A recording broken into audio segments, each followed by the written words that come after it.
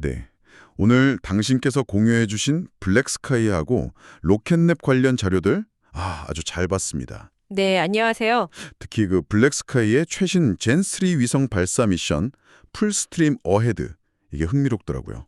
오늘은 이 뭐랄까 최첨단 위성 기술이랑 또 민간 발사 서비스가 어떻게 결합되는지 그 의미를 좀 자세히 살펴보죠. 네, 맞아요. 그거 정말 주목할 만한 이벤트였죠. 2025년 6월 2일이었죠? 미국 동부 시간 기준으로. 네, 한국 시간으론 6월 3일 새벽이었고요.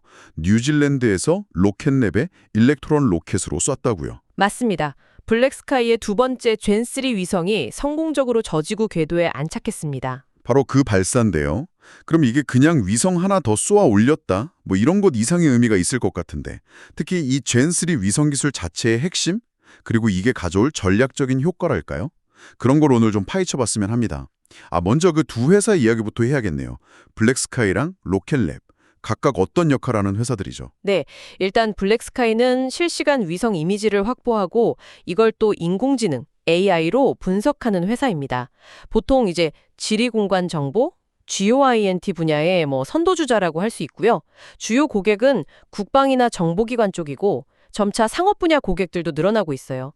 핵심 목표는 역시 실시간 지구 관측 그리고 분석 역량을 키우는 데 있습니다. 실시간 관측이랑 분석이요? 그럼 로켓랩은요? 로켓랩은 이제 소형 위성 발사 시장에서 굉장히 두각을 나타내는 민간 기업이죠. 주력 발사체가 일렉트론 로켓인데 이게 저지구 궤도 LEO라고 부르는 곳에 소형 위성 보내는데 딱 최적화돼 있어요. 그리고 성공률도 상당히 높습니다. 2024년 기준으로 보면 90%가 넘으니까 신뢰도가 꽤 높죠. 블랙스카이하고는 이미 여러 번 같이 일했어요. 단연간 파트너 관계고요. 그렇군요. 그러니까 블랙스카이가 아주 성능 좋은 눈과 뇌를 만들면 로켓랩은 그 눈을 우주로 빠르고 안정적으로 보내주는 발세대 역할인 거네요. 네, 정확합니다. 그런 분업 모델이죠. 그럼 이번에 올라간 그 젠3 위성 말인데요. 이게 구체적으로 어떤 점이 그렇게 특별한가요? 젠2랑 비교해서. 젠3 위성의 핵심 역량은 크게 몇 가지로 볼 수 있습니다. 첫째는 일단 해상도인데요. 고도는 한 400에서 500km 정도 되는 저지구 궤도에서 돌면서 해상도가 50cm 이하, 서브미터급으로 추정됩니다. 50cm 이하면 와, 지상에 있는 꽤 작은 물체들도 식별이 된다는 거네요. 그렇죠. 상당히 정밀하게 볼 수 있는 수준이고요. 둘째가 더 중요한데 위성 자체에 탑재된 AI 처리 능력입니다. 잠깐만요. 위성 자체에서 영상 처리를 한다고요? 보통은 받아서 지상에서 분석하지 않나요? 네, 기존에는 그랬죠. 근데 젠3는 온보드 AI 처리라고 해서 위성에서 바로 영상 데이터를 선별하고 기본적인 처리를 할 수 있어요. 그럼 지상으로 데이터를 보내서 분석하는 시간을 확 건너뛸 수 있다는 거네요? 거의 즉각적으로 정보를 쓸 수 있게 되는 건가요? 바로 그 점입니다. 이게 게임 체인저가 될 수 있는 부분이죠. 데이터 전송하고 분석하는 시간을 극적으로 줄여서 정말 실시간에 가까운 정보 활용을 가능하게 만드는 겁니다. 와, 이건 진짜 판도를 바꿀 수도 있겠는데요? 네, 그리고 또 하나는 재방문 주기인데요. 90분 이내에 같은 지점을 다시 찍을 수 있어요.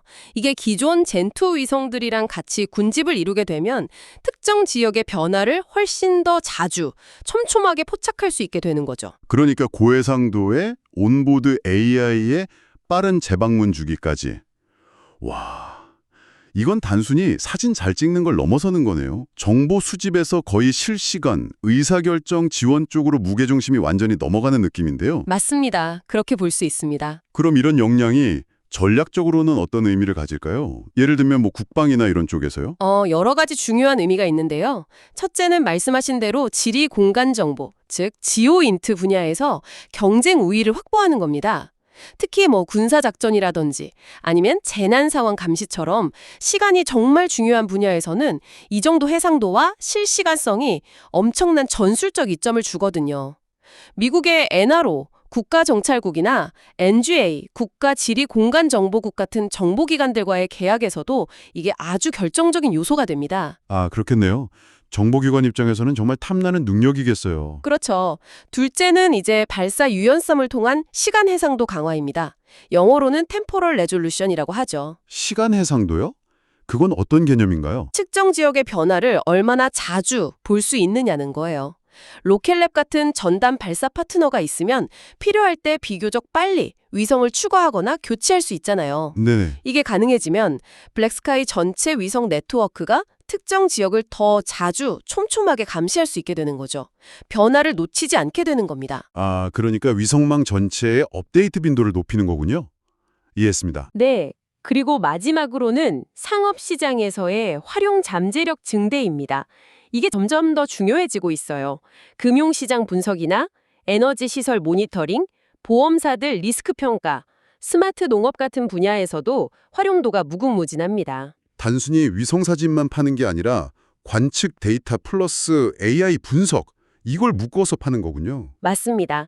통합 솔루션 형태로 제공하면서 경쟁력을 계속 높여가고 있는 거죠. 그러고 보니 미션 이름도 Full Stream Ahead던데 이것도 뭔가 의미가 있겠죠. 네, 그게 원래 해군 용어에서 온 건데요. 최대 속력으로 전진하라, 뭐 이런 뜻입니다.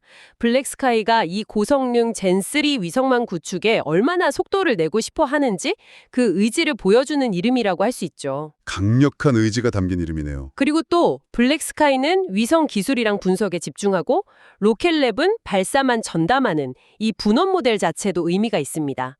각자 잘하는 분야에 집중해서 효율성을 극대화하는 거죠. 이게 요즘 민간 우주 산업의 어떤 트렌드를 잘 보여주는 사례이기도 하고요. 그렇군요. 오늘 이야기를 쭉 정리해보면요. 블랙스카이와 로켓랩의 협력으로 발사된 이 젠3 위성. 이게 서브미터급 고해상도의 온보드 AI 처리 능력, 그리고 빠른 재방문 주기, 이런 걸 통해서 실시간 지구 관측 능력을 완전히 새로운 차원으로 끌어올렸다. 네, 맞습니다. 그래서 이게 국방이나 정보 분야에서는 판도를 바꾸는 역할을 하고 동시에 상업적 활용 가능성도 엄청나게 넓히고 있다. 그리고 궁극적으로는 20개가 넘는 위성으로 블랙스카이 컨셀레이션이라는 거대한 실시간 관측망을 구축하려는 거고요. 네, 정확하게 요약해 주셨네요. 자, 그럼 마지막으로 저희가 항상 드리는 질문인데요. 당신께서는 이 기술 발전의 미래에 대해 어떤 생각을 하시나요? 네, 오늘 이야기 나눈 걸 바탕으로 당신께 이런 질문을 한번 던져보고 싶습니다. 이렇게 지구 거의 모든 곳을 실시간으로 아주 세밀하게 들여다보고 그걸 또 AI가 즉각적으로 분석하는 능력이 점점 더 강력해지고 보편화된다면요. 과연 우리 사회의 어떤 투명성 문제라든지 안보 개념, 더 나아가서는 개인의 프라이버시에 대한 인식 같은 것들이 어떻게 근본적으로 변하게 될까요? 어쩌면 이 기술의 발전 속도만큼이나 우리가 앞으로 계속 깊이 고민하고 주시해야 할 문제가 아닐까 싶습니다.